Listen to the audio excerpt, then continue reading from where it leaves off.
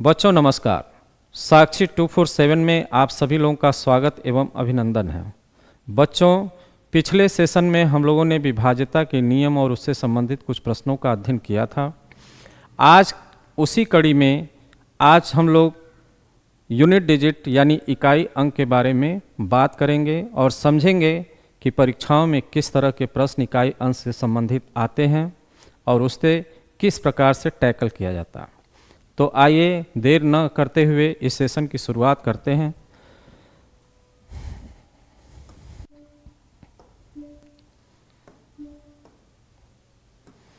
देखिए, सेशन है हमारा आज का जो चैप्टर है वो इकाई अंक पर आधारित होगा। इकाई अंक का मतलब ये होता है कि जब हम संख्याओं को गुणा करते हैं, जोड़ते हैं या घटाते हैं तो सबसे दाहिने साइड से जो पहली डिजिट आती है उसको हम लोग इकाई अंक कहते हैं। और इकाई अंक पर आधारित कितने प्रकार से प्रश्नों को पूछा जाता है। सबसे पहला जो टाइप होगा हमारा प्लस पे आधारित हो सकता है, गुणे पर आधारित हो सकता है, माइनस पर आधारित हो सकता है। भाग पर आधारित प्रश्न बड़ा ही रेयर पूछा जाता है, कभी कभी पूछा जाता है। या न के बराबर मान के चलिए, अभी तक तो भाग पे आधारित प्रश्न देखने को नहीं मिला है, लेकिन रेयरेस्ट कभी कभी आ जाता। इसके अलावा बात करते हैं हम लोग पावर्स पे आधारित, यानी घात पर आधारित भी प्रश्न सबसे ज़्यादा पूछे जाते हैं। इसके बाद एक होता है फैक्टोरियल पे आधारित, फैक्टोरियल पर आधारित प्रश्न। इकाई अंकों में जो प्रश्न आते हैं वो इन्हीं पर बेस्ड होते हैं। सबसे ज़्यादा जो क्वेश्चन पूछा जाता है वो गुणा पर आधारित, पावर्स पे आधारित और फैक्टोरियल पे आधारित। हालांकि हम लोग इस सेशन में सारी चीज़ों को क्रमबद्ध तरीके से देखेंगे कि किस तरह के क्वेश्चन आते हैं। तो आइए सबसे पहले हम लोग बात करते हैं कि पावर्स में क्या सिस्टम काम करता है। देखिए, पावर की बात करें तो पावर में जो भी नियम लगते हैं उसको जानने के लिए हम लोग संख्याओं को 0 से 9 तक की संख्याओं को क्या करते हैं, अलग अलग तरीके से बांट लेते हैं कि किस संख्या का नियम एक जैसा है और किस संख्या का नियम एक जैसा है। ऐसे बांट के पढ़ेंगे तो हम लोग को क्या होगा, आसानी होगी। जैसे देखिए 0, 1, 5 और 6, ये चार संख्याएं ऐसी हैं जिनकी पावर्स कुछ भी हो, जिनकी घात पर कुछ भी हो, इन संख्याओं के घात पर कुछ भी रख दिया जाए तो उसका इकाई अंक यही संख्याएं होंगी। जैसे एग्जाम्पल के तौर पे देखते हैं, अगर 0 के घाते हम 25 रख देते हैं तो इसका जो यूनिट डिजिट होगा वो 0 ही होगा। अगर 0 की घात हम कुछ भी रख दें तो इसका यूनिट डिजिट क्या होता है, 0 ही होता है। इसी तरीके से 1 की घात पे अगर हम कुछ भी रखते हैं तो उसका यूनिट डिजिट क्या होगा, 1 होगा। 1 की घात पे कुछ भी रखें उसका यूनिट डिजिट क्या होता है, 1 ही होता है। इसी तरह से 5 का भी होता है। 5 की घात पे हम कुछ भी रखें उसका इकाई का अंक क्या होगा, 5 होगा। 5 की घातें हम कुछ भी रख दें, इस तरह से कोई भी घात ले लें तो इसका इकाई अंक क्या होगा, 5 होगा। इसी तरीके से मेरे बच्चे 6 का भी नियम होता है। 6 की घात हम कुछ भी रखें, 106 रख दें, इसका इकाई अंक 6 होगा। 6 की घातें हम कुछ भी रख दें, इसका इकाई अंक 6 ही होगा। तो इस प्रकार से हम इस नियम पर पहुंचते हैं कि 0, 1, 5, 6 की घात अगर कुछ भी होगा तो उसका इकाई अंक 0, 1, 5, 6 ही होगा। इसमें किसी तरह की कोई गुंजाइश ही नहीं बचती कि आप एक्स्ट्रा कैलकुलेशन करें। अब आइए हम लेते हैं दूसरे प्रकार की संख्याओं को लेते हैं। देखिए, अब 2 संख्याएं हम लोगों ने ले लिया, 4 संख्याओं के बारे में जाना। अब हम लोग बात करते हैं 4 और 8 की, 4 और 9 की बात करते हैं। 4 और 9 का नियम एक जैसा है। 4 और 9 का नियम एक जैसा है तो यहाँ पे हम लोग 4 और 9 लेके चलते हैं। थोड़ा सा इसकी पावर के बारे में समझें 4 का पावर अगर 1 होगा, घात 1 होगा, तो इसका इकाई अंक यहाँ पे लिख रहे हैं, इसका इकाई अंक यानी यूनिट डिजिट क्या होगा, 4 होगा। 4 की घात पे अगर 2 होगा तो इसका इकाई अंक 6 होगा। 4 की घात पे अगर फिर 3 होगा तो इसका इकाई अंक 4 होगा। 4 की घात पे 4 होगा तो इसका इकाई अंक 6 होगा। तो यहाँ पे देखा आपने कि हर दूसरी बार ही घात क्या होती है, रिपीट होने लगती है। तो इस प्रकार हम लोग इस नतीजे पर पहुँचते हैं कि अगर 4 की घात इवन है, इवन का मतलब सम है, तो उसका यूनिट डिजिट जो होगा, सम है तो उसका यूनिट डिजिट 6 होगा। अगर 4 की घात यहाँ पे ऑड है तो उसका यूनिट डिजिट क्या होगा, 4 होगा। इस नियम पे हम लोग काम करेंगे कि 4 की घात पे अगर कोई सम संख्या है तो उसका इकाई का अंक 6 होगा। 4 की घात पे अगर विषम संख्या है तो उसका इकाई का अंक 4 होगा। बिल्कुल सेम नियम पर, इसी नियम पर हमारा 9 भी काम करता है। उसको भी ज़रा हम लोग चेक करके देखते हैं कि क्या स्थिति बनती है। 9 के बारे में ज़रा सा देखिए। 9 की घात अगर 1 होगा तो आपका इकाई अंक 9 आएगा। 9 की घात पे 2 होगा तो इकाई अंक 1 होगा। 9 की घात पे 3 होगा तो इकाई अंक 9 होगा। 9 की घात पे 4 होगा तो इकाई अंक 1 होगा। इसी तरीके से आगे बढ़ते जाएंगे तो 9 1 9 1 क्या होगा, रिपीट होता रहेगा। तो इस प्रकार हम लोग इस नियम पर पहुंच जाते हैं कि 9 की घात पे अगर कोई सम संख्या है, यहाँ पे देखिए, अगर 9 की घात पे कोई सम संख्या है तो उसका इकाई का अंक 1 होगा। अगर 9 की घात पे कोई विषम संख्या है तो उसका इकाई का अंक क्या होता है, 9 होगा। तो यानी 4 और 9, इसको हम ऐसे भी याद कर सकते हैं, बहुत बड़ी घातों को लेने की ज़रूरत नहीं है। 4 की घातें अगर सम की बात कर रहा है तो 4 का 2 बार गुणा कर लीजिए।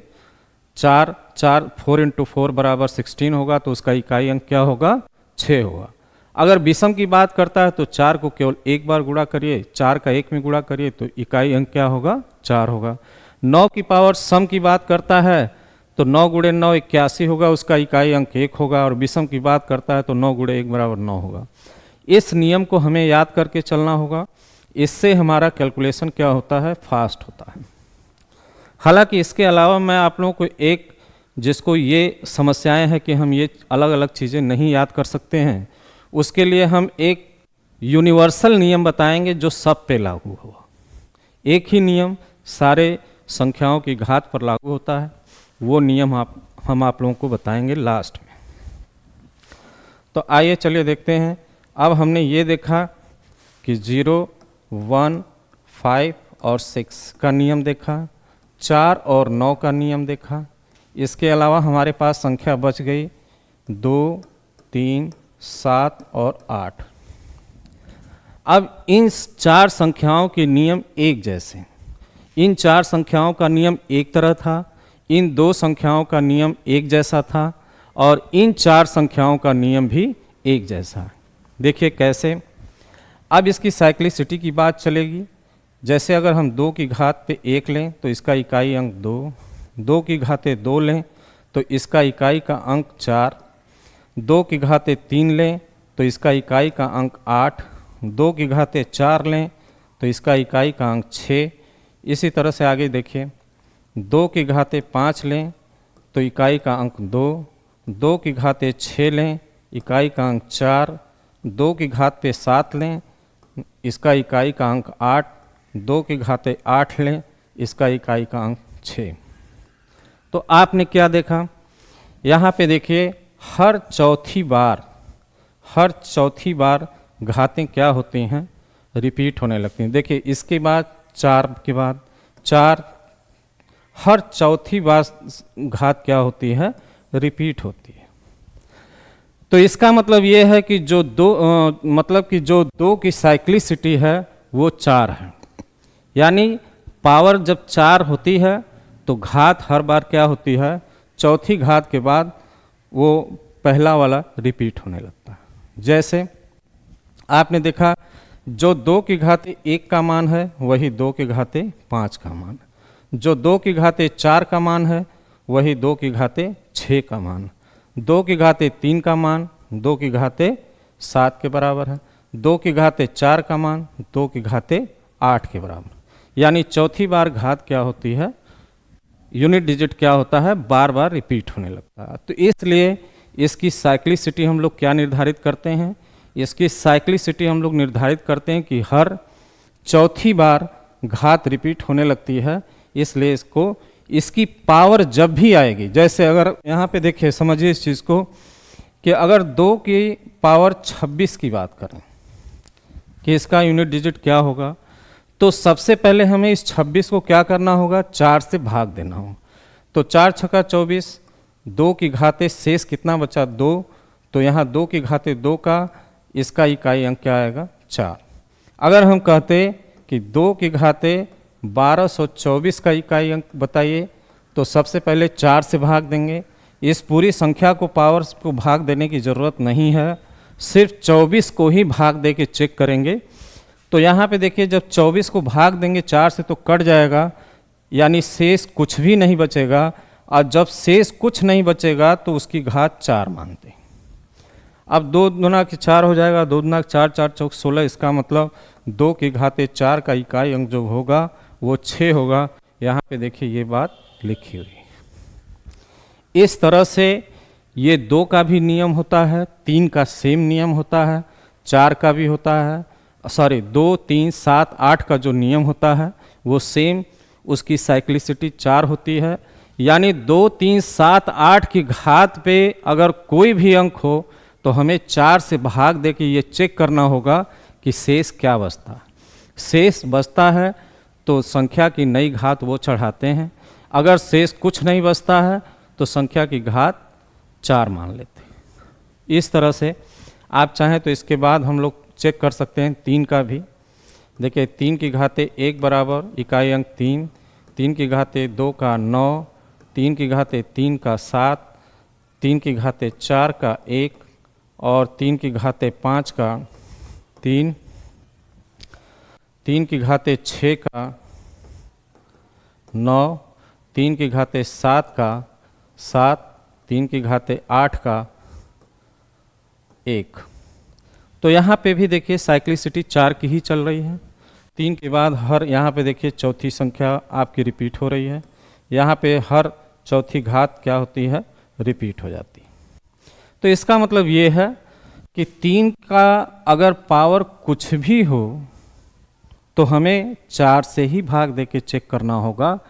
4 से भाग दे के ये चेक करेंगे कि घात हमारी पूरी पूरी कट जाती है या नहीं कटती है। अगर कटेगी, पूरी की पूरी कट जाएगी, तो इसका मतलब ये होगा कि शेष शून्य बचेगा, और जब शेष शून्य बचेगा तो इस 3 की घात नई बनानी पड़ेगी, 3 की नई घात हमारी 4 हो जाएगी। और इसके अलावा जो शेष बचता है, जैसे शेष 1, 2, 3 ही बच सकता है, तो शेष 1, 2, 3 जो बचेगा तो इसकी नई घात 1, 2, 3 बनाएंगे। अगर शेष 0 बनेगा तो इसकी घात 4 बनाना हो। तो यहाँ पे 4 से भाग देंगे तो ये पूरी पूरी घात हमारी क्या होती है, कट जाती है। इसका मतलब शेष हमारा क्या बचा, शेष हमारा शून्य बचा। जब शेष शून्य बचेगा तो इस 3 की घात पे हमें 4 लिखना होगा, और 3 की घात 4 का मतलब 3 गुणे 3 बराबर 9 होगा, फिर अगला 3 गुणे 3 बराबर 9 होगा, 9 9 का गुणा करेंगे 81 होगा, इसका इकाई अंक क्या होगा, 1 होगा। या ऐसे भी लिख सकते हैं, 3 को 4 बार लिख के गुणा कर लीजिए, 3 गुणे 3 गुणे 3, यहाँ पे देखिए 3 तिलिक 9 हो गया, 9 तिलिक 27, इसका इकाई अंक 7, 7 तिलिक 21, इसका इकाई अंक 1। इस तरह से 2, 3, 7, 8 के नियम पे हम लोग काम कर सकते हैं। तो ये था हमारा 3 का नियम। आइए अब हम लोग बात करते हैं भाई 7 के नियम पे। 7 का नियम क्या कहता है, देखिए 7 की पावर 1 बराबर 7 होगा, 7 की घात पे 2 होगा तो इकाई अंक 9 होगा, 7 की घात 3 होगा तो इकाई अंक 3 होगा, 7 की घात पे 4 होगा तो इकाई अंक 1 होगा, 7 की घात पे 5 होगा तो इकाई अंक 7 होगा, 7 की घात पे 6 होगा तो इकाई अंक आपका हो जाएगा 9 हो जाएगा, 7 की घात पे 7 होगा तो 7 इकाई अंक 3 होगा, 7 की घात पे 8 होगा तो इकाई अंक 1 होगा। इसकी भी साइक्लिसिटी ऊपर से नीचे देखिए, हर चौथी बार ही घात रिपीट होती है, तो इसकी पावर को भी हमें 4 से भाग देके चेक करना होगा कि इकाई अंक पे क्या आएगा। सेम 7 के बाद 2 3 7 8 का नियम, 8 भी देख चेक कर लीजिए, 8 की पावर 1 बराबर 8 होगा, 8 की पावर 2 का मान 4 होगा, 8 की पावर 3 का इकाई अंक 2 होगा, 8 की पावर 4 का इकाई अंक 6 होगा, 8 की पावर 5 का इकाई अंक 8 की पावर 5 का इकाई अंक 8 होगा, 8 की पावर 6 का इकाई अंक 4 होगा। आइए थोड़ा ऊपर हो लेते हैं, 8 की पावर 7 का इकाई अंक 2 होगा, 8 की पावर 8 का इकाई अंक 6 होगा। तो यहाँ पे देखिए घातें 8 4 2 6 8 4 2 6, हर चौथी बार देखिए यहाँ से चौथे नंबर पे ये, इसके बाद यहाँ वही स्थिति बनेगी, हर चौथी घात क्या होगी, रिपीट होने लगेगी। हर 4 घात के बाद क्या होता है, इकाई अंक बार बार रिपीट होने लगता है। तो आइए चलिए देखते हैं कि हमने नियम क्या देखा। एक बार फिर से मैं आपको रिव्यू कर देता हूँ। हमने देखा कि 0 1 5 6, यानी अगर इस संख्या के ऊपर चाहे जितनी भी घात रख दिया जाए उसका इकाई अंक सेम यही संख्या होगी।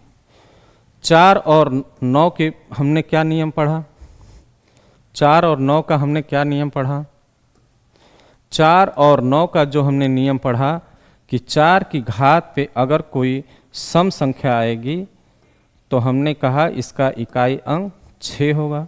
4 की घात पे अगर कोई विषम संख्या आएगी तो इसका इकाई अंक क्या होगा, 4 ही होगा। इसी तरीके से 9 की घात पे अगर सम है तो इकाई अंक 1 होगा, 9 की घात पर विषम है तो इसका इकाई अंक क्या होगा, 9 ही होगा। इतनी सी बात हम लोग को दिमाग में बैठा के चलनी है। इसके बाद जो नियम था 2 3 7 और 8 का नियम, 2 3 7 की साइक्लिसिटी 4 होती है, इसकी घात को 4 से भाग देके चेक करना होगा। अगर इन नियमों के साथ आप इकाई अंक को टैकल करते हैं या इकाई अंक के प्रश्नों को हल करते हैं तो काफ़ी फास्ट लगेंगे।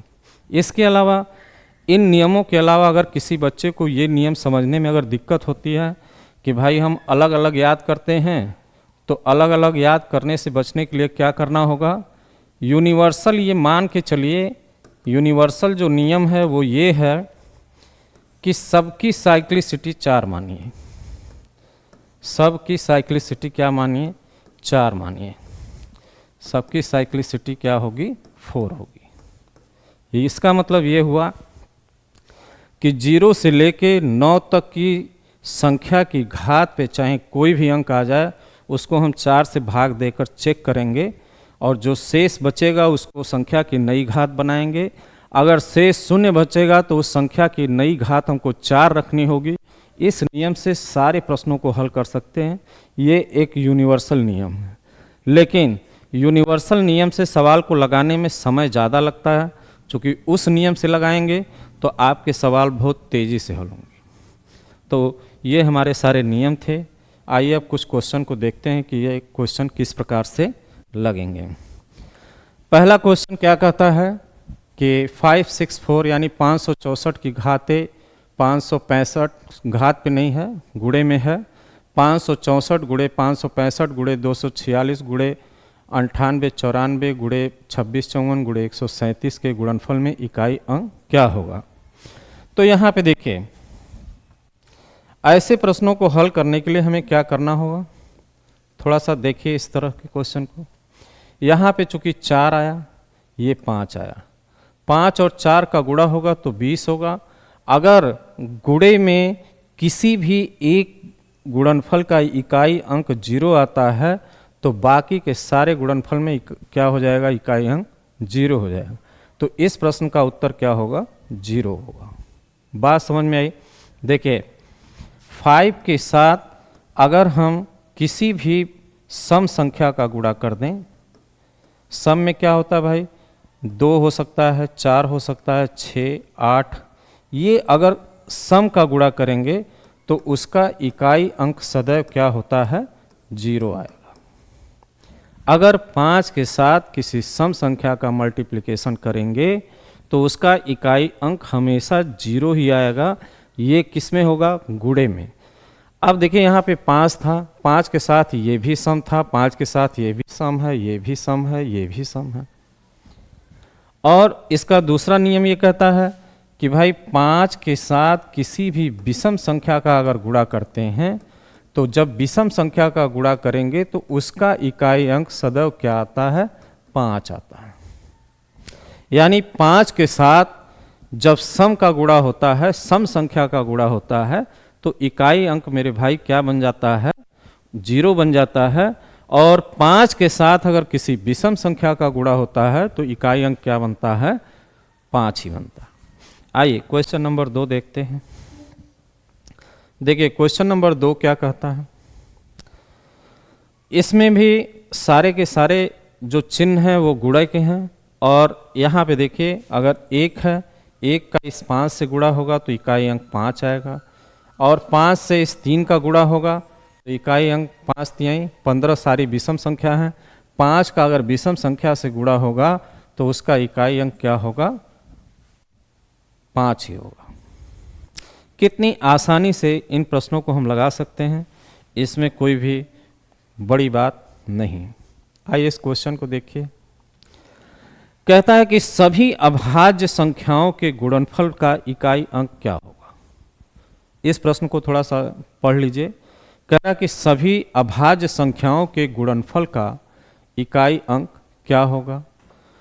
तो जब बात करता है सभी अभाज्य संख्याओं की, तो सभी अभाज्य संख्याओं में स्टार्टिंग अगर करते तो 2 से करते, 2, 3, 5, 7। इसके आगे चाहे जितनी भी अभाज्य संख्याएं आ जाएं, सारी की सारी अभाज्य संख्याओं को ले लें तो हमें कोई फर्क नहीं पड़ता, क्योंकि हमें एक 5 मिल गया है और 5 के साथ एक सम संख्या मिल गई है। इसका गुणा करेंगे तो इकाई अंक क्या होगा, 0 होगा। तो इस प्रश्न का उत्तर भी हमारा क्या आएगा, 0 ही आएगा। आइए क्वेश्चन नंबर नेक्स्ट देखते हैं। देखिए ये बड़ा ही अच्छा क्वेश्चन है, ये एसएससी में आया हुआ क्वेश्चन है और बड़े ही आसानी से ये क्वेश्चन लगेगा। इसको ज़रा सा ध्यान से आप लोग देख लीजिए, एक बार देखिए फिर मैं समझाता हूँ, आप लोग इसको पढ़िए और लगाइए।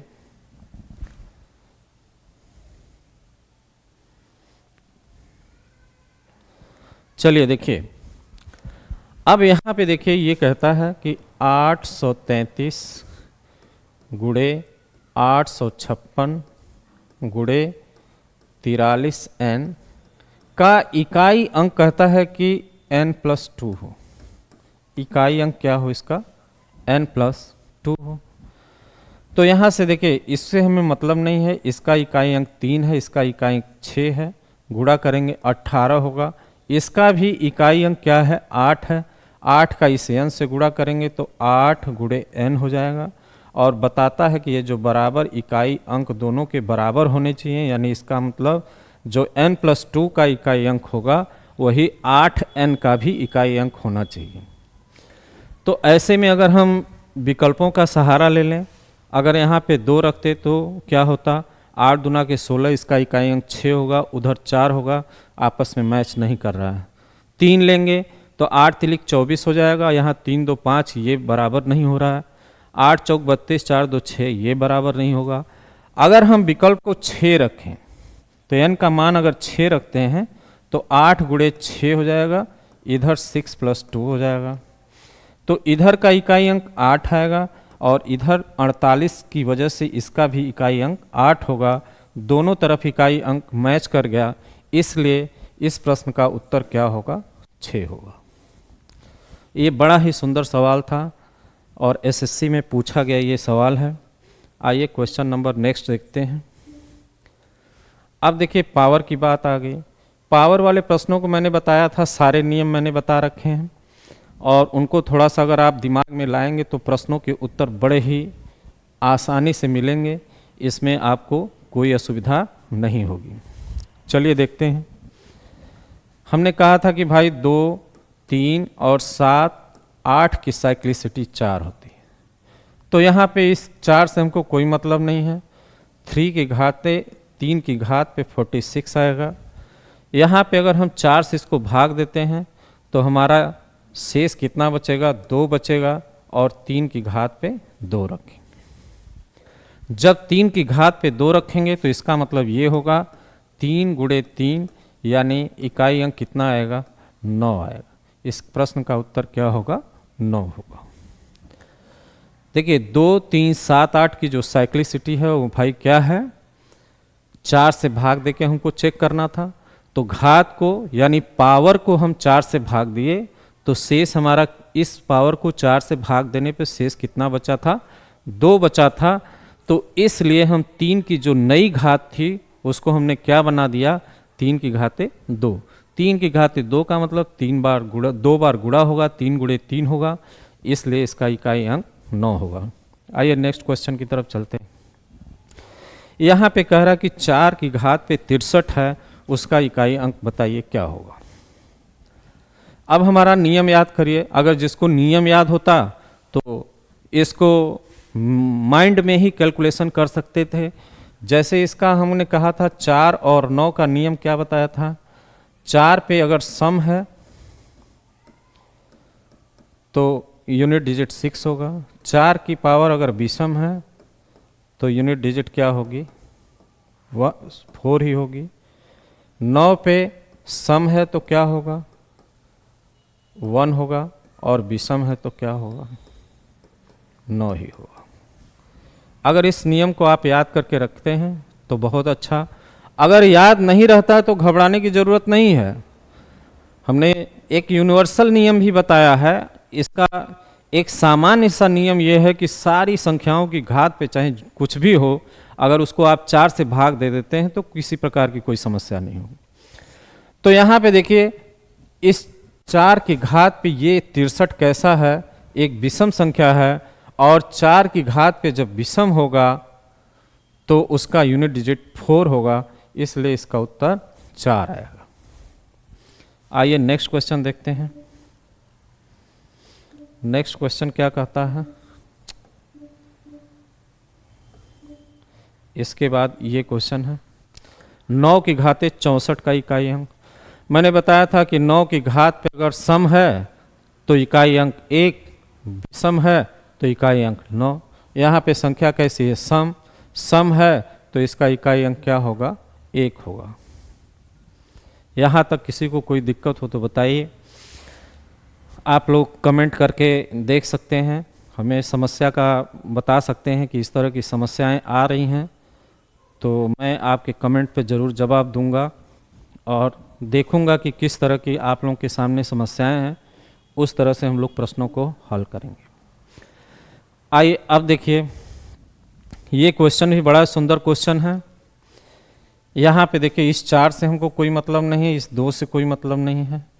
3 की घात पे कह रहा है 43 माइनस 8 की घात पे 28, ये हमारी संख्या बनती है। अब नियम देखिए 2, 3, 7, 8 में 2, 3, 7, 8 वाले नियम में ये था कि हमको 4 से भाग देना था। तो यहाँ पे 2, 3, 7, 8 का मतलब सारी संख्याओं में हमको इसमें भी 4 से भाग देना, इसमें भी 4 से भाग देना है। तो सबसे पहले ये देखते हैं कि भाई 4 सते 28, 8 की घात तो कट जाता है, इसका मतलब 8 की घात पे हमें 4 रखना होगा। यहाँ जो भाग देंगे तो 3 की घात पे क्या बचेगा, 3 बचेगा। अगर 43 को हम 4 से भाग देते हैं तो 4 से भाग देंगे तो शेष हमारा कितना बचेगा, शेष हमारा बचेगा 3। तो जो घात को भाग देने से जो शेष बचता है उस शेष को ही हम यहाँ पे लिखते हैं। अगर शेष यहाँ पे 0 बच जाए तो संख्या की घात 4 लिख दिया जाता है। बात समझ में आ गई होगी। अब यहाँ पे देखिए 3 की घाते 3 का मतलब 3 गुणे 3 गुणे 3, 8 की घाते 4 का मतलब 8 गुणे 8 गुणे 8 गुणे 8, ऐसा भी कर सकते हैं आप लोग। देखिए 3 9 हो जाएगा, 9 तिलिक 27, यानी इसका यूनिट डिजिट 1 का तो 7 आ गया। इसका 8 टाइम 64, 4 हो गया, 4 से गुणा करिए, 4 8 32, 2 8 16, 6, इसका इकाई अंक 6, तो 7 माइनस 6 इसका मान कितना आएगा? 1। इस प्रश्न का उत्तर भी 1 होगा। प्रश्नों को बड़े ही शानदार तरीके से हल करना सीखिए। बहुत घबरा के प्रश्नों को कभी नहीं लेना चाहिए, ताकि हम आते हुए प्रश्नों को भी गलत कर देते हैं। इसके अलावा आइए नेक्स्ट क्वेश्चन देखते हैं। नेक्स्ट क्वेश्चन क्या कहता है? ये क्वेश्चन भी बड़ा शानदार है, एसएससी का आया हुआ क्वेश्चन है। तो आइए देखते हैं क्या कहता है। यहाँ कह रहा है 7 की घाते 125, 7 की घाते 124, 7 की घाते 123। तो 4 से विभाज्यता का नियम ये कहता है कि अंतिम 2 अंकों में ही हमें 4 से भाग देनी है। तो यहाँ पे देखिए, अगर अंतिम 2 अंक में हम 4 से भाग देते तो यहाँ पे क्या बचता? 7 की घाते पे 1 बचता। यहाँ पे क्या बचता है? ये 24 कट जाएगा। जब ये 24 कट जाएगा तो 7 की घात पे 4 बचेगा, और यहाँ पे इसको जब हम 23 को भाग देंगे तो 7 की घात पे 3 बचेगा। इधर का काम तो ये हो गया। इसके बाद इधर का काम करते हैं।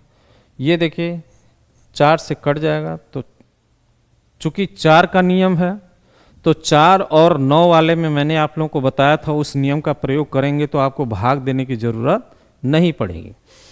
4 की घात पे अगर सम है तो इकाई अंक क्या होगा? 6 होगा।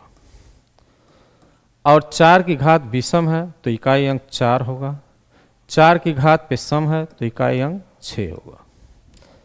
अब यहाँ पे देखिए, हमें करना ये है कि 7 का इकाई अंक 7 होगा। 7 सत्ते 49, 7 सत्ते 49, 9 9 81, इसका इकाई अंक 1 होगा। यहाँ होगा 7 सत्ते 49, 9 सत्ते 63, यानी इकाई अंक कितना होगा? 3 होगा। अब यहाँ से निकल के आ रहा है क्या? 7 3 10 और 1 11, और गुणे यहाँ से 6 4 10, 6 16 हो गया। इसका इकाई अंक कितना आएगा? 1 गुणे 6 करेंगे तो इसका इकाई अंक 6 आएगा। इस प्रश्न का उत्तर ये होगा।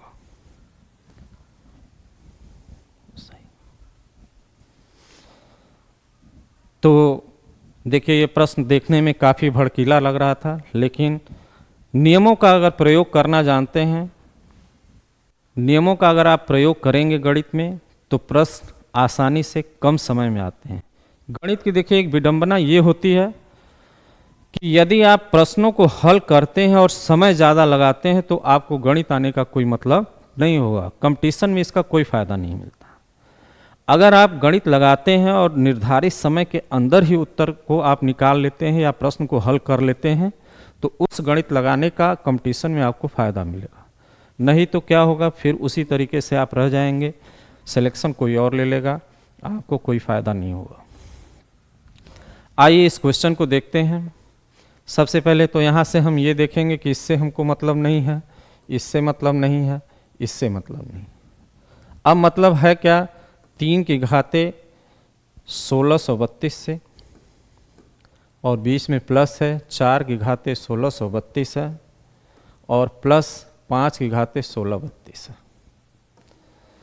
अब देखिए, सिर्फ नियम का अगर पता होता तो हमने कहा कि 5 की घात पे कुछ भी होगा उसका इकाई अंक 5 होगा। 4 की घात पे अगर सम है तो इकाई अंक 6 होगा, और यह अंतिम 2 अंक में 4 से भाग लग जाती है, इसलिए 3 की घात पे 4 होगा। 3 की घाते 4 का मतलब इकाई अंक 1 होगा, प्लस 6 होगा, प्लस 5 होगा, तो ये हो गया 6 5 11 और 1 12। 12 का इकाई अंक 2 होता है, इसलिए इस प्रश्न का उत्तर भी क्या होगा? 2 होगा। यहाँ पे आपको किसी तरह की कोई असुविधा नहीं है। आइए नेक्स्ट क्वेश्चन देखते हैं। बड़ा ही सुंदर सवाल और बड़ा ही दुखदाई क्वेश्चन है ये। देखने से लोगों को बड़ा कष्ट हो जाता है कि इस तरह का प्रश्न लगा पाएंगे कि नहीं लगा पाएंगे। इसका मैं आपको बहुत ही सुंदर तरीका बताता हूँ। देखिए यहाँ पे है क्या? 32 की घाते लिखा हुआ है, 32 की घात पर 32 की घात पे 32। यहाँ पे आप सबसे पहले पहली घात देख लीजिए कि 32 की घात पे 32 है और 32 को कितनी बार लिखा गया होगा घात पर, 32 बार लिखा गया होगा। तो इसका मतलब ये है कि जो ये घात 32 है, 32 को अगर 32 बार लिखा जाता है तो 32 का वो मल्टीपल ही होगा, और 32 4 का मल्टीपल है, इसलिए इस 3 से तो हमको मतलब नहीं है। इस 32 को अगर हम 4 से भाग दे के देखते हैं तो कट जाता है कितनी बार में, 4/32, यानी शून्य, शेष क्या बचा, शून्य बचा। और जब शेष शून्य बचेगा तो संख्या की घात हमको क्या रखना होगा, 4 रखना होगा। जब 4 रखेंगे तो इसका इकाई अंक क्या आएगा, 6 आएगा। देखिए कितने लोगों को ये बात समझ में नहीं आ रही होगी। 4 रखने का मतलब 2 गुणे 2 गुणे 2 गुणे 2 इस तरह से रखेंगे। यहाँ 2 4 हो गया, इस 2 का भी मान 4 हो गया, इस 4 और 4 का गुणा करेंगे 16 आएगा, इसका यूनिट डिजिट कितना होगा, 6 होगा। तो इस प्रश्न का उत्तर 6 आएगा। इसमें किसी भी तरह की कोई संदेह होगा तो आप लोग कमेंट करके हमें बता सकते हैं, उस समस्या का निदान मैं करूँगा। आइए अब अगला क्वेश्चन देखते हैं। देखिए उस क्वेश्चन और इस क्वेश्चन में अंतर था। एक चीज़ समझ लीजिए, जैसे यहाँ पे देखिए 2 की घात पे 3 की घात पे 4, ये एक अलग है। 2 की घात पे 3 और ब्रैकेट बंद करके घात पे यहाँ पे रख दें 4। इन दोनों में अंतर क्या है, सबसे पहले तो ये समझिए। देखिए यहाँ पे कह रहा कि 2, यहाँ की घात पे 3 को कितनी बार लिखा गया है, 3 गुणे 3 गुणे 3 गुणे 3, यानी 4 बार लिखा गया होगा। और यहाँ पे क्या है, यहाँ पे क्या होगा, 2 की घात 3 का 4 में ऐसे मल्टीपल हो जाएगा, तो 2 की घात पे 4 तिहाई कितना हो जाएगा, 12 हो जाएगा। अब इन दोनों में संख्याओं में अंतर आपको पकड़ में आ रहा होगा कि इस संख्या का मान कितना बड़ा हो जाता है और इस संख्या का मान कितना हो जाता है। तो यहाँ पे देखिए, जब इस तरह का प्रश्न है जो ब्रैकेट में बंद करके है, तो इससे हमको तो मतलब है नहीं। तो यहाँ पे 7 की घाते 13 और गुणे 47 हो जाएगा। अब हमें इसको 4 से भाग दे के देखना है कि 4 से भाग दिए तो शेष कितना बचा। तो देखिए यहाँ पे ध्यान से, 4 से भाग देते तो 4 तिहाई 12, शेष बचेगा +1। और 47 को जब 4 से भाग देंगे तो शेष बचेगा 11 चौक 44, शेष बचेगा +3। 3 और मल्टीपल है तो 3 और 1 का गुणा होगा तो 7 की घात पे 3 बचेगा। इसका मतलब ये होगा कि 7 गुणे 7 गुणे 7, इसका मतलब 7 सते 49 और 9 सते 63, यहाँ पे गुणा करेंगे 63 आएगा। इसका इकाई अंक क्या होगा, 3 होगा। तो ऐसे प्रश्नों को आप बड़े ही शानदार तरीके से लगा सकते हैं, इसमें किसी तरह की कोई असुविधा नहीं होनी चाहिए। अगर मेरे वीडियो में आपको किसी तरह का लगता है कि ये पार्ट मुझे समझ में नहीं आया तो आप मुझे कमेंट करके बताइए, मैं उसके लिए अलग से आपको सॉल्यूशन दूंगा। चलिए क्वेश्चन नंबर नेक्स्ट देखते हैं।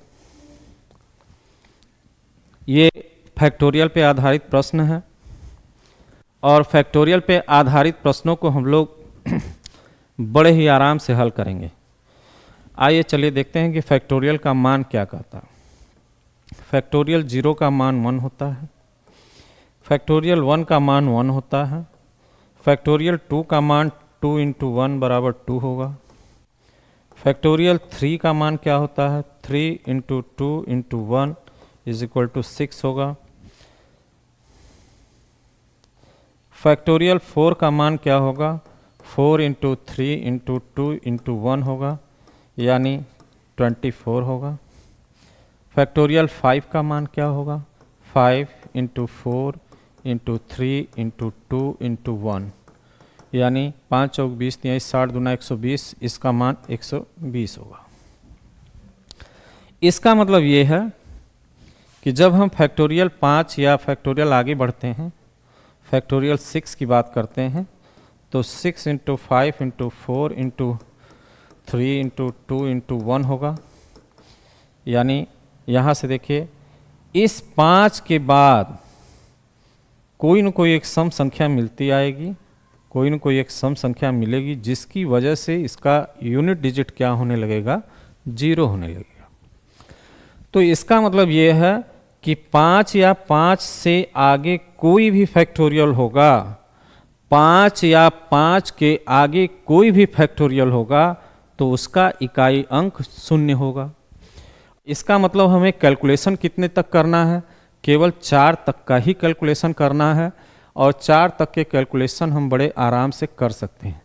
तो इस क्वेश्चन पे आते हैं। देखिए कह रहा फैक्टोरियल 1 का मान, फैक्टोरियल 1 का यूनिट डिजिट 1 होगा, फैक्टोरियल 2 का 1 गुणे 2 2 ही होगा, 3 का कितना हो जाएगा, देखिए यहाँ से 3 का 6 होगा, 4 का कितना हो जाएगा, 4 का 4 होगा, यहाँ से हमने ले लिया 4 का यूनिट डिजिट क्या होगा, 4 ही होगा। इसके बाद फैक्टोरियल 5 आएगा, 0 होगा, 6 आएगा, 0 होगा, 7 आएगा, यानी अप टू 147 तक सबका यूनिट डिजिट क्या होगा, 0 ही होगा। तो बात यहाँ पे करते हैं, 6 4 10 2 12 1 13, 13 का इकाई अंक कितना होगा, 3। इस प्रश्न का उत्तर 3 होगा। किसी को कोई दिक्कत हो तो ज़रूर बताएं। आइए नेक्स्ट क्वेश्चन देखते हैं। इसमें देखिए गुणा है। मैंने बताया कि फैक्टोरियल 4 के आगे जितने भी फैक्टोरियल बनेंगे, फैक्टोरियल 4 के आगे जितने भी फैक्टोरियल बनेंगे सबका इकाई अंक 0 होगा, और किसी एक का भी इकाई अंक 0 हुआ तो सारे के सारे गुणनफल को वो 0 कर देगा, इसलिए इसका यूनिट डिजिट क्या होगा, 0 होगा। नेक्स्ट क्वेश्चन देखते हैं। चलिए आज के सेशन में इकाई अंक के आज के सेशन में आज इतने ही प्रश्नों को मैं लेकर आया था। इसके अलावा और भी एक पार्ट मैं इसका लेकर आऊँगा जिसमें कुछ बेहतरीन प्रश्नों को लेकर आपके सामने उपस्थित होऊंगा। तब तक आप लोग स्वस्थ रहिए, मस्त रहिए, चैनल को सब्सक्राइब करिए, लाइक करिए। धन्यवाद।